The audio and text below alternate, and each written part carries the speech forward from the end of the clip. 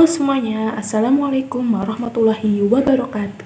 Sebelumnya, perkenalkan, saya Naila Pratiwi dari kelas 1B dengan NIM K73256048, program studi S1 PGSD PSDKU Kebumen, Fakultas Keguruan dan Ilmu Pendidikan Universitas 11 Maret.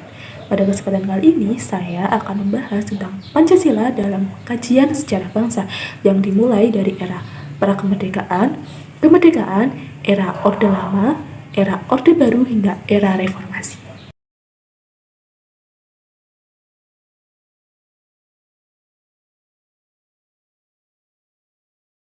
Oke, sebelum kita mulai, kita perlu mengingat terlebih dahulu bahwa Insinyur Soekarno pernah berkata, jangan sekali-kali melupakan sejarah, atau yang biasa kita singkat dengan jas merah.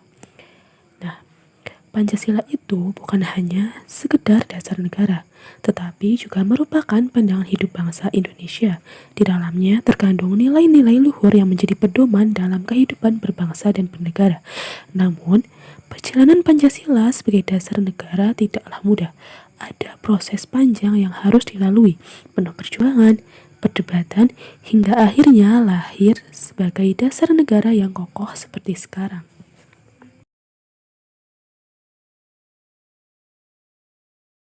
Oke, yang pertama itu kita mulai dari era pra-kemerdekaan.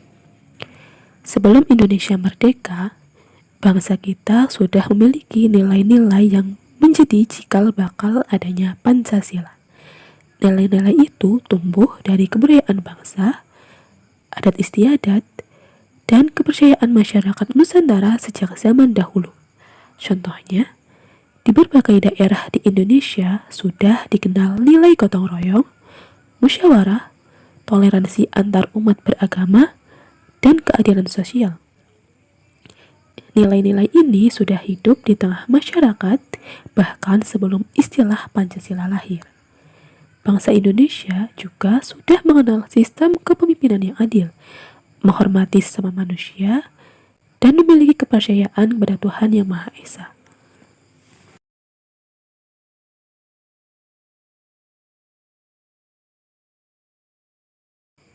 Kita masuk ke era menuju kemerdekaan atau era perumusan.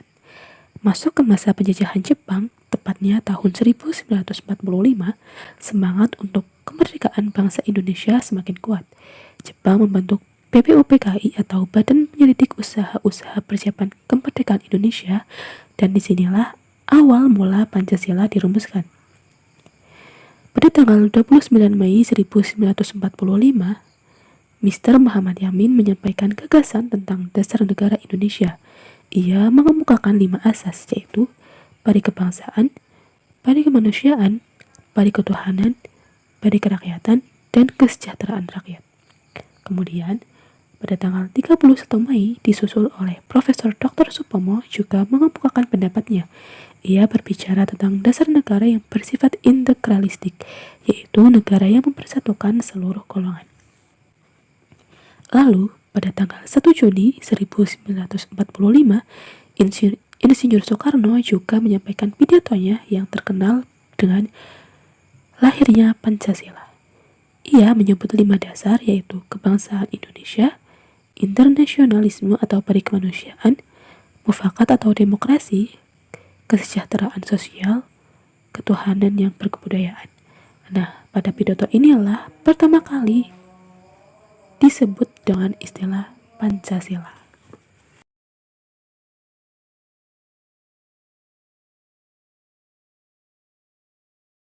Kita masuk ke era penetapan Pancasila. Setelah BPUPKI dibubarkan, dibentuklah PPKI atau Panitia Persiapan Kemerdekaan Indonesia. Kemudian, panitia kecil yang berasal dari PPKI bernama Panitia 9 menyusun sebuah naskah yang disebut dengan Piagam Jakarta pada tanggal 22 Juni 1945. Di dalam Piagam Jakarta terdapat rumusan dasar negara yang menjadi cikal bakal Pancasila.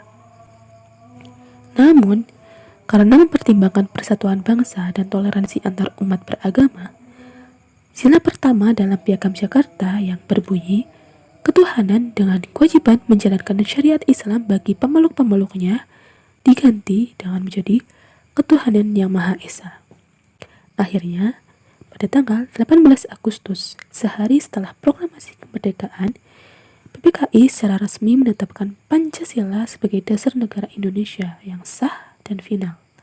Rumusan Pancasila tercantum dalam pembukaan Undang-Undang Dasar 1945 alinea keempat.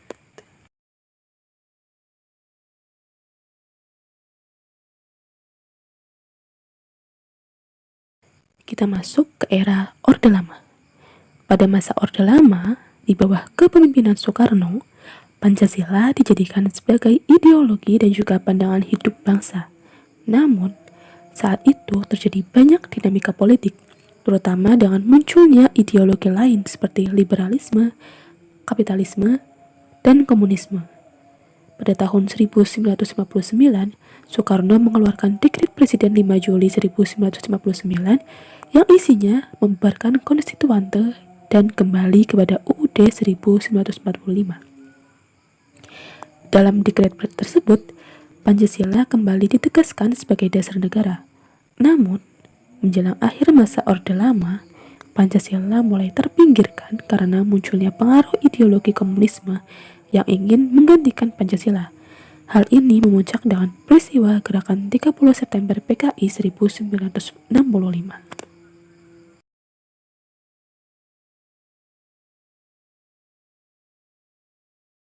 Kita masuk ke era Orde Baru. Setelah peristiwa G30 SPKI, Indonesia memasuki era Orde Baru di bawah kepemimpinan Presiden Soeharto. Pancasila kembali ditegakkan sebagai satu-satunya asas dalam kehidupan berbangsa dan bernegara. Pemerintah Orde Baru menjadikan Pancasila sebagai pedoman utama dalam setiap kebijakan. Pada masa itu pula lahir program P4, yaitu pedoman penghayatan dan pengamalan Pancasila. Setiap siswa, pegawai negeri, bahkan masyarakat umum diwajibkan mengikuti penataran P4 agar mereka mampu memahami nilai-nilai Pancasila. Namun, di sisi lain, penerapan Pancasila pada masa Orde Baru seringkali bersifat formalitas dan hanya digunakan untuk mempertahankan kekuasaan. Kritik terhadap pemerintah sering dianggap bertentangan dengan Pancasila, padahal seharusnya Pancasila menjadi kebebasan yang bertanggung jawab.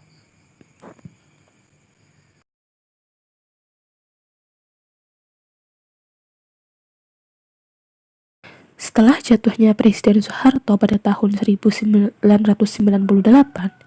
Indonesia memasuki masa reformasi. Pada masa ini, Pancasila sempat kehilangan perhatian. Banyak orang mulai lupa dengan nilai-nilai Pancasila karena fokus pada kebebasan dan juga perubahan. Namun, seiring waktu, kesadaran akan pentingnya Pancasila mulai tumbuh kembali. Pemerintah dan masyarakat menyadari bahwa tanpa Pancasila, bangsa ini bisa dengan mudah terpecah oleh perbedaan. Kini, Pancasila tidak hanya dipelajari di sekolah saja, tetapi juga dikembangkan dalam kehidupan sehari-hari. Nilai-nilai seperti toleransi, gotong royong, keadilan sosial, dan persatuan kembali digalakan agar dapat menjadi pedoman hidup generasi muda.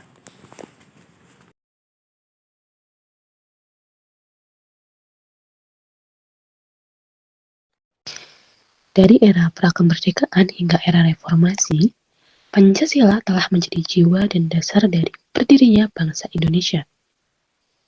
Pancasila bukan hanya sekedar simbol atau hafalan 5 sila saja, tetapi juga merupakan pedoman dalam setiap aspek kehidupan, mulai dari pemerintahan, pendidikan, hingga hubungan sosial di masyarakat. Sebagai generasi muda, tugas kita adalah mengamalkan Pancasila dalam kehidupan sehari-hari, menjaga persatuan, menghormati perbedaan, menegakkan keadilan, dan selalu berbuat baik kepada sesama. Itulah cara terbaik untuk menjaga warisan luhur para pendiri bangsa. Terima kasih telah menyimak video ini. Semoga penjelasan tentang Pancasila dalam sejarah kajian bangsa Indonesia dapat menambah wawasan kita semua. Jangan lupa untuk selalu bangga menjadi warga negara Indonesia dan terus menanamkan nilai-nilai Pancasila dalam kehidupan sehari-hari. Assalamualaikum warahmatullahi wabarakatuh.